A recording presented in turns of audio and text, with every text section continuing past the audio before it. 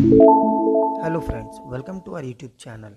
अगर आपने अभी तक चैनल को सब्सक्राइब नहीं किया है तो इसे सब्सक्राइब कर ले और बेल आइकन प्रेस कर दे ताकि आपको हमारी वीडियोस की अपडेट मिलती रहे। तो चलिए शुरू करते हैं इसी के साथ आज का अपना वीडियो। तो हमारा वीडियो है जीएस टेस्ट पेपर 123 और आज का हमारा पहला क्वेश्चन है, in the context of recent controversy related to Nepal revised map showing Indian territory within its political boundary, which of the following treaties were signed between the British East India Company and Nepal?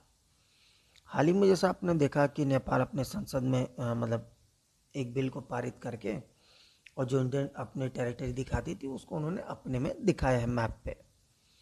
तो उसी संदर्भ में आपको बताना है कि कौन सी treaty British East India Company और नेपाल के बीच हुई थी।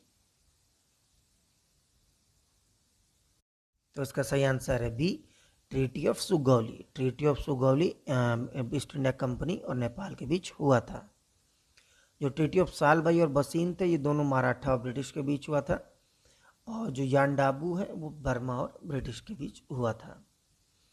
तो चलिए बढ़ते हैं इसी के साथ अपने अगले क्वेश्चन की तरफ। Question number 2, consider the following statements with regard to the removal of जजेस of high Court in India. तो हाई कोर्ट के जजेस के रिमूवल को देखते हुए कुछ स्टेटमेंट है, आपको बताना है कौन सा मतलब उनके रिमूवल के संदर्भ में सही है। पहला है, article 124 of the Indian constitution deals with the removal of high court जजेस। यानी जो आर्टिकल 124 है भारतीय संविधान का, वो हाई कोर्ट के जजेस के रिमूवल से मतलब बताता है उसका रिमूवल। सेकेंड है, the motion of removal of high court जज can only be initiated in the Lok Sabha. यानी किसी जज को किसी हाई कोर्ट के जज को हटाने के लिए जो मोशन लाया जाता है, यानी कि जो बिल पेश किया जाता है वो लोकसभा में लाया जाएगा। थर्ड है, सो फार नो हाई कोर्ट जज हैज़ बीन इम्पीच्ड। यानी अभी तक किसी भी जज को हटाया नहीं गया है। तो आपको बताना इनमें से कौन सा स्टेटमेंट सही है।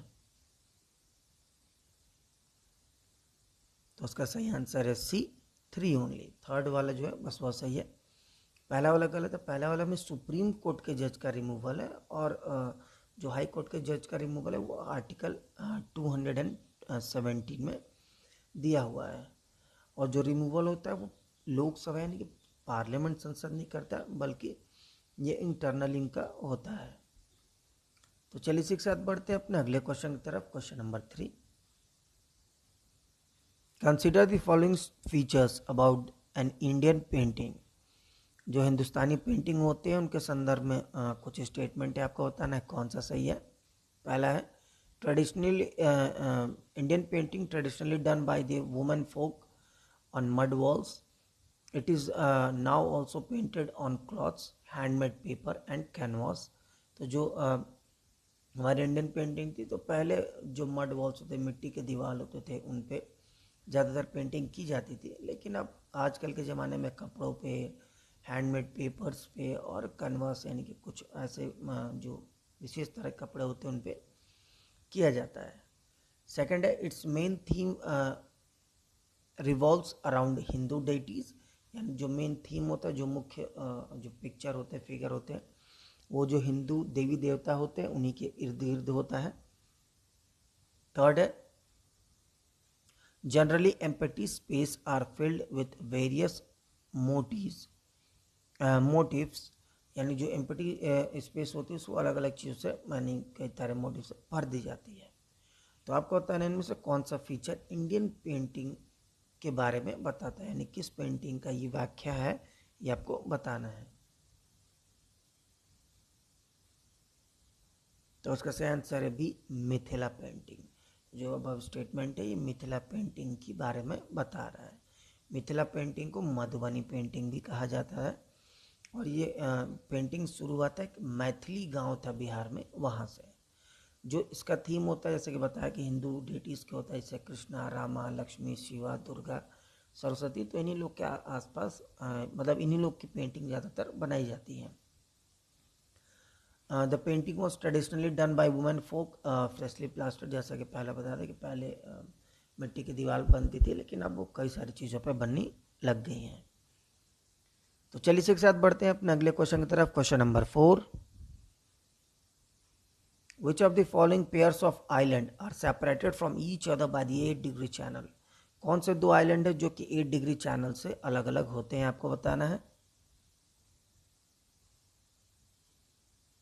तो उसका सही आंसर है सी, मालदीव्स एंड मिनिकॉय। जो हमारा ये पहला वाला है अंडमान निकोबार, तो इसका 10 डिग्री चैनल है, ध्यान दीजिएगा, यूपीएससी में पूछ चुका है। तो इस लिहाजे से ये सवाल काफ़ी इंपॉर्टेंट हो जाता है। तो चलिए बढ़ते हैं इसके साथ अपने अगले क्वेश्चन की तरफ। Question number 5, certain minerals occurs as an alluvial deposits called placer deposit. Which of the following are found as placer deposit? तो कुछ मिनरल ऐसे होते हैं जो कि अलूवियल डिपॉजिट में पाए जाते हैं, जिनको प्लेसर डिपॉजिट भी कहा जाता है। तो आपको बताना है प्लेसर डिपॉजिट में कौन कौन से मिनरल और पाए जाते हैं। आपके ऑप्शन है A first gold, second silver, third platinum या फोर्थ टिन। तो उसका सही आंसर है डी, 1, 2, 3 एंड 4, यानी कि चारों ही प्लेसर डिपॉजिट में पाए जाते हैं। बेसिकली जो एलुवियल डिपॉजिट होता है वो एक जो हमारी से मिट्टी होती है वो 3 तरह में बटी होती है, बांगर, खादर और अलुवियल। तो ये अलुवियल वाला जो हिस्सा है वो निचला हिस्सा होता है, जब जो नदी होती है वो ऑलमोस्ट मैच्योर स्टेज पे आ जाती है। तो चलिए इसी के साथ बढ़ते हैं अपने अगले क्वेश्चन की तरफ।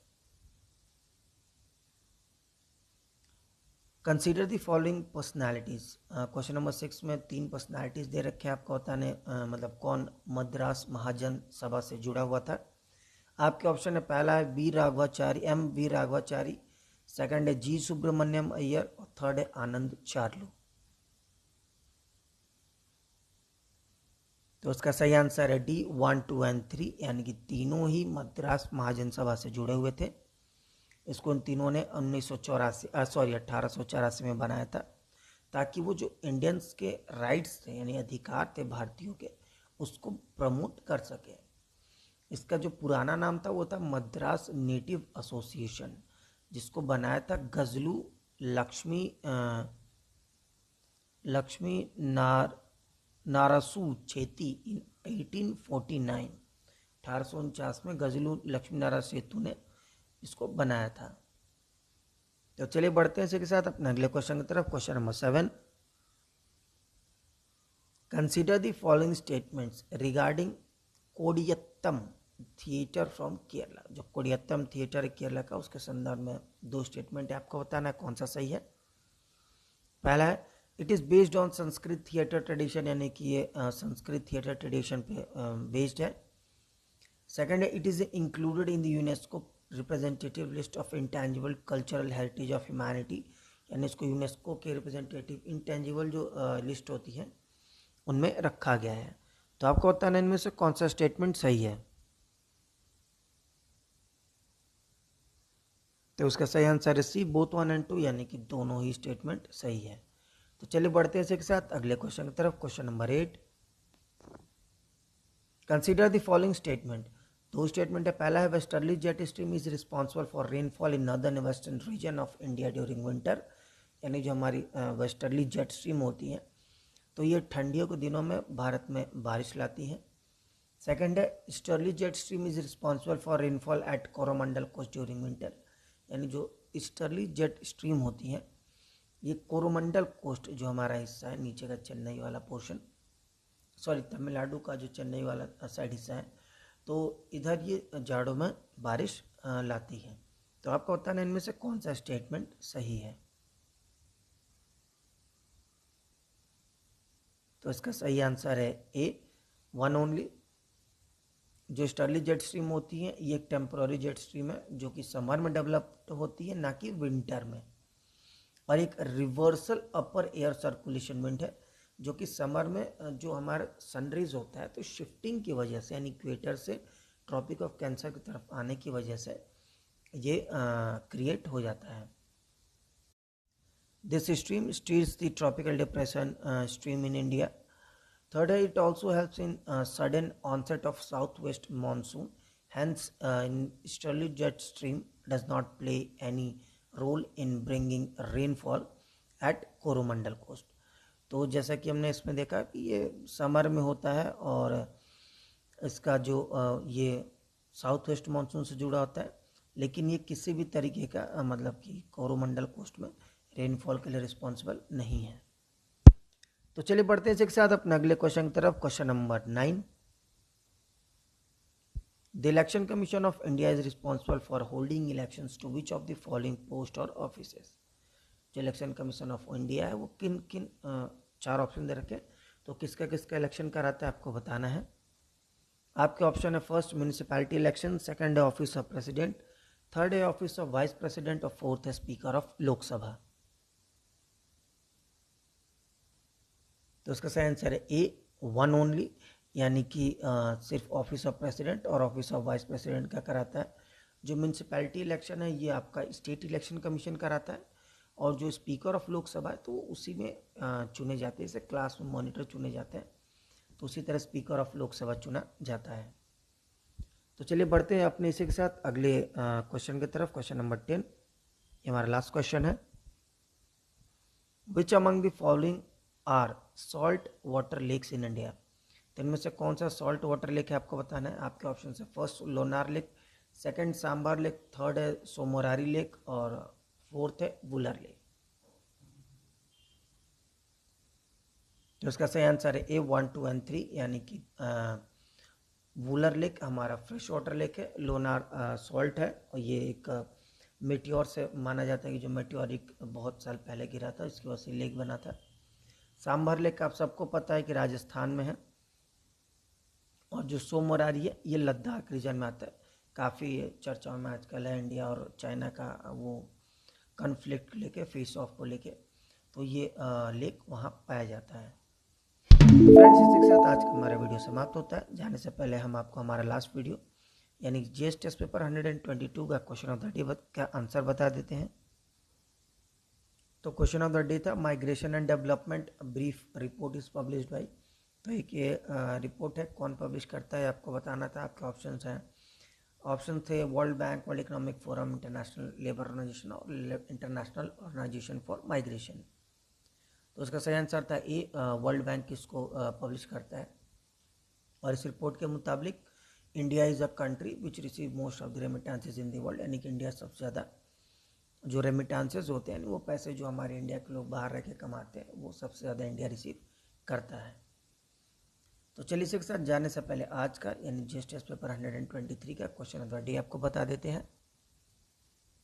तो आज का हमारा क्वेश्चन ऑफ द डे है during photosynthesis chlorophyll containing cells of leaves synthesizes food in the form of which of the following। तो फोटोसिंथेसिस के समय जो क्लोरोफिल होता है तो सेल्स में लीव्स को सिंथेसाइज करता है फूड फॉर्म करने के लिए। तो किस फॉर्म में करता है आपको बताना है। आपका ऑप्शन है फर्स्ट प्रोटीन, सेकंड कार्बोहाइड्रेट्स और थर्ड फैट। तो फ्रेंड्स इसी के साथ आज का हमारा वीडियो खत्म होता है। जाने से पहले अगर आपको हमारा वीडियो अच्छा लगा हो तो इसे लाइक करें, शेयर करें और हमारे चैनल को जरूर सब्सक्राइब करें। साथ ही आप हमें नीचे कमेंट बॉक्स में हमारे क्वेश्चन ऑफ द डे का आंसर ज़रूर दें। तब तक के लिए thank you for watching and bye bye.